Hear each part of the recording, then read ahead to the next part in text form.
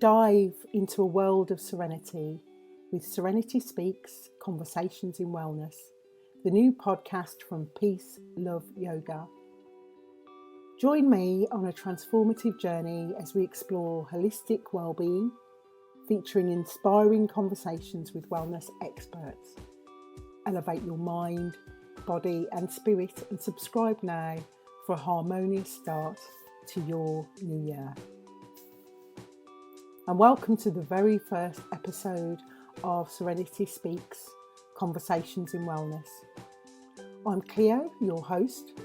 I'm a yoga instructor, currently specialising in yoga for beginners and accessible yoga, and I am your guide on this journey towards a balanced and vibrant life. Today, I am beyond excited to introduce our very first guest, a true master in the art of holistic wellbeing, Michael Climmer of the Life Dojo. Michael is not only a martial arts instructor, but the founder of his own wellness centre, the Life Dojo, a space dedicated to nurturing mind, body and spirit, which includes life coaching, spiritual guidance, holistic health and well-being. I had the privilege of sitting down with Michael to explore the transformative power of martial arts in fostering overall wellness. Michael's insights are not just about kicks and punches, they are about cultivating resilience, mindfulness, and a deep sense of inner strength. So, without further ado, let's embark on this enlightening conversation. Join me in welcoming Michael, martial arts maestro and founder of the Life Dojo. Really pleased to have you here today and to hear your story. My name is Michael Climmer, and I'm owner of the Life Dojo, which we do a range of things here, from martial arts, life coaching, spiritual guidance, holistic health and well-being. It's a centre for people to elevate themselves, to be better in their lives, to learn the skills and tools necessary to take on the challenges of life. And I'm also a coach myself. So that's in a nutshell. Brilliant. Yeah. And how long have you been open? How long has your centre been open? Well, I had the keys to the building in January 2023, and obviously there was a lot of renovations and decorating to do that took us about 9 months. Wow. There was only 2 of us doing it as well, and it was a big project, more than we initially realised. But we just got on and did it. The vision, was the driving force that, just kept the motivation. We were in those days doing those monotonous tasks, and so we opened the doors the beginning of September, just really, for people to walk in, but at the same time, we were still trying to, establish the brand, and and still trying to figure out what exactly the Life Dojo was going to offer, because the vision was there, but it was just the message wasn't clear at the time as well. But as the time went on, managed to figure it out, and and now it's just it seems to be gaining momentum now. So yeah, absolutely. So what would you describe it as? So I've got it like a wellness centre where, like you say, people come to keep fit, lift themselves. How would you kind of describe it if you were saying to somebody, come along, and they said, like, well, what do you do there? What would you say the aim is if you are a person who...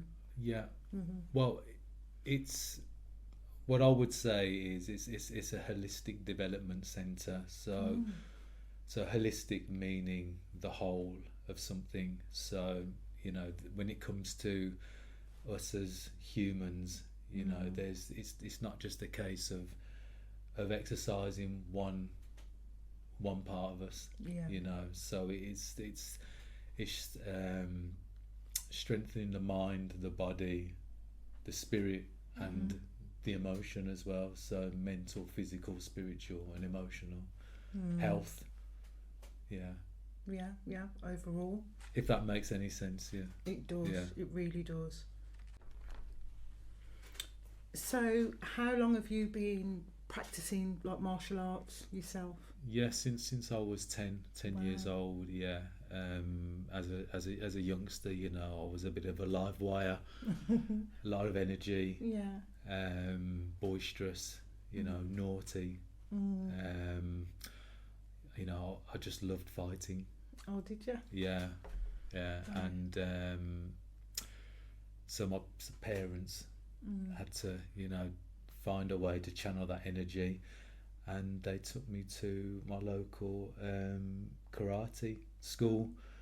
It was karate stroke kickboxing, and just took to it like a duck to water. Wow. And soon I was entering competitions, and I was doing really well. So in the local rankings, like I was always really high as well. And so from 10 years old, I've had bits of time away from it, where I've played other sports like football, basketball, as we were, you know, talking about earlier on as well. And then I got into boxing when I was about 19, something like 19. Wow. Did that for a little bit, and then had a bit of time off, pursuing other interests.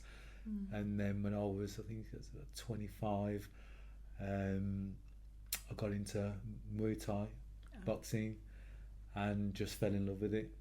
And then from there, practiced Aikido, Brazilian Jiu-Jitsu.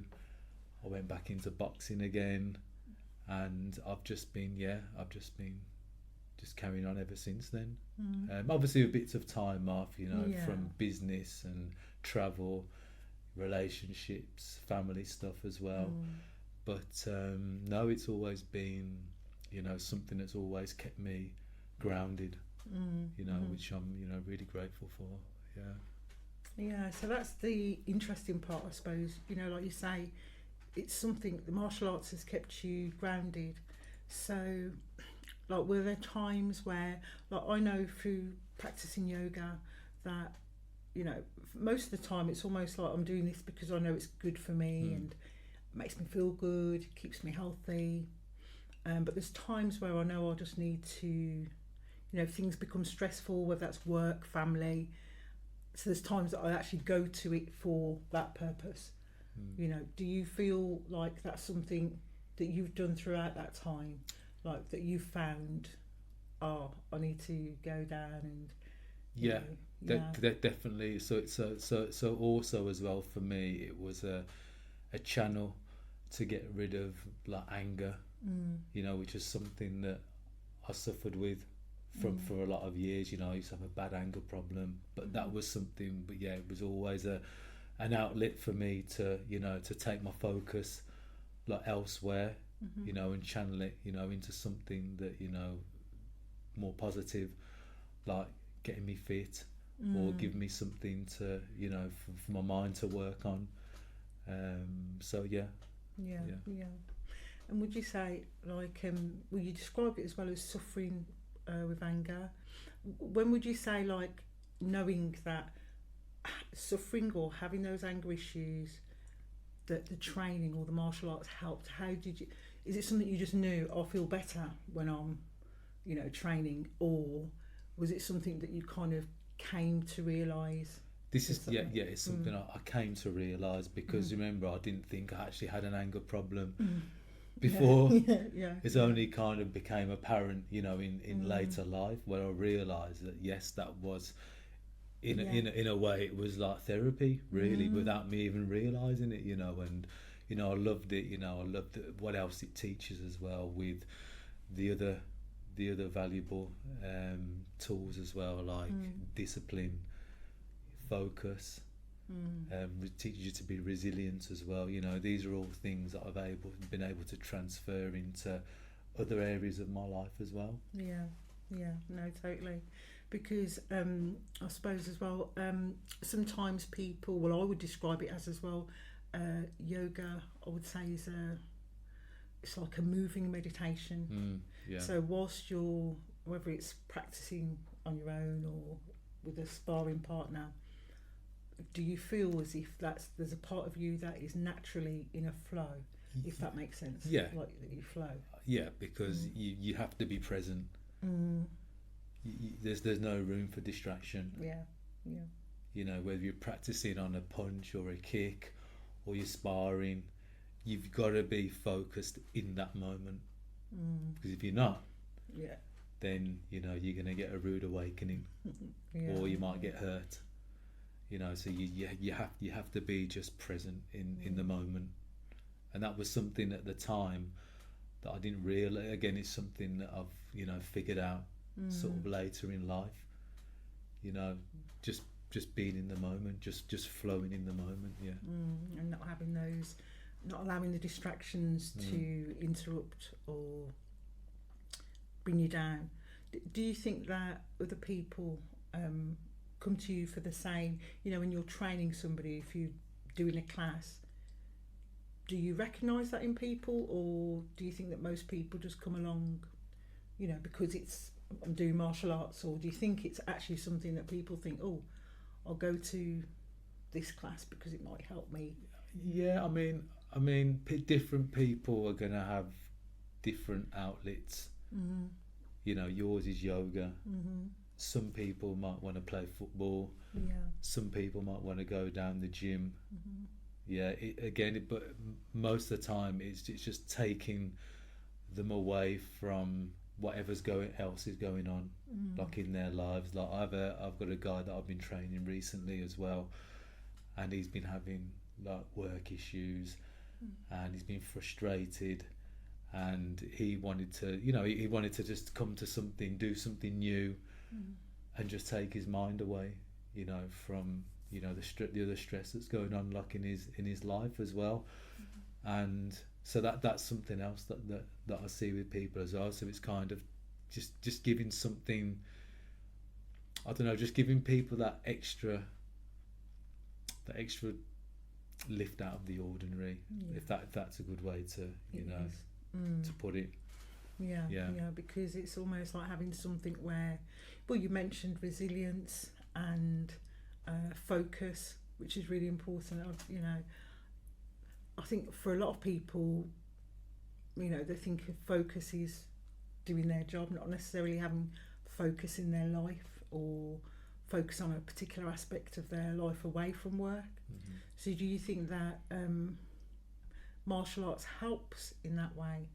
You know what do they call them, like transferable skills. So what you learn on the mat or whilst you're training is something that you said you mentioned you transferred into your life. Yeah, I mean, it's like, you know, you come give you discipline as example. So discipline would be coming, making sure that you come, you know, that you attend the classes, that you practice, and where this could transfer. So for example, to say, just even turning up at work on time every day. You need to be disciplined to do that. You need to be disciplined to maybe hit your sales targets. Do you understand? Totally. So that's where a lot of these things, and a lot with the focus as well. So your focus could be in martial arts. Let's say if you're sparring, you want to improve, like you want to be, I don't know, let's just say you want to beat a particular person. Where that could transfer would be like the focus that you put into your job, like to get your promotion. Do you know what I'm saying? Or you're going to hit your sales targets. So. And would you say it's something that I imagine, but that's from an outsider who has never practiced martial arts, I imagine that it gives you confidence, like, so from that exact thing of like in work needing to be focused, say if you were somebody who was being bullied, for example, do you think that obviously not to go and beat somebody up in work, not that, but the idea that it gives you a sense of, I can speak up, I can defend myself in that way. Do you think that that's something that would help? You know, if somebody was in that situation at work where they felt either they weren't heard or they were being bullied, do you think it's something that helps in that area as well, like with confidence? Oh, definitely, definitely, because this is just something how I look at it as well. It's like when you know how to, let's just say, when you know how to fight or defend yourself, you'll find that you don't want to go around hurting people. Right. Okay. Yeah, because you've got the confidence to know that if someone was stupid enough to come and do something to you, you know that you could handle that. Yeah, if that makes sense. Yeah, totally. Yeah. Like to have the knowledge that you know that you can hurt somebody, but you look for a different way. Yeah. Because of the way that you're taught, like resilience, would you say? Yeah. On the mat. Yeah. That's interesting. Yeah. So for somebody who is, what's the word? Again, not necessarily confidence, somebody who needs to speak up more for themselves. I'd put it another way. Someone, so this is another guy that I've been training recently, and it's more someone to come out of their shell. Yeah. Some again, it can be something as simple as like perfecting a punch, and you're saying you're doing good. Well done. You know, positive. What's the word? Affirmations. Yeah. So, you know, you're doing well. Well done. Well done. And you see like you see like the lift. You know, you see it in their face. You know, you see like, you know, they really like, it's a real sense of achievement as well. Do you know what I mean? And that's another thing that martial art brings as well. You know, again, it will bring someone out of their shell, especially for someone who maybe, I don't know, they enter a competition and they do really well. You know what I mean? It gives them that sense of achievement that maybe they wouldn't get somewhere else in their life. Yeah. You know, so because again, you don't know what people are going through, like outside of, you know, you were saying about bullying. Bullying. There's people getting bullied at work. There's people getting bullied probably by their own families. Absolutely. You know, and you know, to go somewhere and just given that credit and helps them grow as a person as well. You know, to the point where maybe they'd get the confidence to stand up for themselves and say, no, you talking to me like that's not acceptable. Because most of the time, you know, you stand up to a bully, that's it. Bullies don't like people that stand up to them. No. You know, it goes away then. It goes away then. Yeah. So there were places I could have gone, but I always felt like it was male dominated, and that really put me off. And I think these are the thoughts that would go through my mind. I'm not go and knock on the door and see, because I'm sure there might be some other girls. And the things that would go through my mind is, I'm going to be really bad at this. And, you know, if I try a few moves and embarrass myself, what if I fall down? Just silly things that I think blocked me anyway, from trying something new or trying something different. And I imagine that people do, you know, have these ideas even now, to think that, I'd like to try, you know, martial arts, and that's down the road from me. What would you kind of say? Whether it's not just to do with being female, just things that people. All I would say is, I've never met one person that started off in martial arts and was as good as Bruce Lee. Yeah. You know, it just doesn't happen. Everybody started somewhere. It is intimidating. They're intimidating places to go. Yeah. Especially if you're someone, you know, who is maybe lacking confidence. But you'll find though, with a lot of these gyms, you know, they do. I mean, I've been to some that don't, believe it or not, but in a lot of the more traditional martial arts, dojos and organisations, there is a real sense of community and camaraderie where people will help you, because they all went through that when they first walked through the door, and they were thinking like, oh God, man, like, what am I doing here? Or should I turn around before anyone sees me and walk out the door? Like we've all been there. We've all been there. But I guarantee you, everybody in that gym went through the same thing. Yeah. It's just a natural process. But, with martial artists, they're going to welcome you in, they're going to help you, and, they're going to want to bring out the best in you as well. Yeah. Because they understand that part of the journey as well. So no matter what kind of obstacles you might place in your mind mentally, it's something about just taking that first step. Just take the first step. Yeah. Just go. That makes sense. Yeah, that makes a lot of sense. And do you feel that, when people come in and train, like you mentioned about, you can see in people's faces when they've achieved something that probably they thought they couldn't, or do you think that's something that, like, do people come to you and explain that, or is it just something you feel and you see? No. Do people come and say? I've always been good at reading people. Because I've studied body language as well. Oh, okay. Over the years as well, so you can tell a lot about a person from their demeanour, and their non-verbal communication. So anybody that does any martial art, everybody's been at that place before. Where it feels a bit scary going into something new. I suppose it's with anything that you start. Well, it's not just that, it's something where you could get potentially hurt as well at the same time as well. But you're not going to walk in. I mean, like we've seen the Karate Kid, when they're in their Cobra Kai, and the instructors encourage them to beat up each other, and they're the people in that gym, they were bullying other people as well. But that isn't the case. It's not the way it's supposed to be. No, not at all. And if that is, if there is places, if that is a place, then you probably want to go somewhere else. Because you're not going to learn anything being someone's punch bag. No, that makes sense. But I'd say they're the rare places. And they don't last very long as well. And that wraps up the very first episode of Serenity Speaks Conversations in Wellness. And I really hope the insights shared today resonated with you, sparking a flame of inspiration within.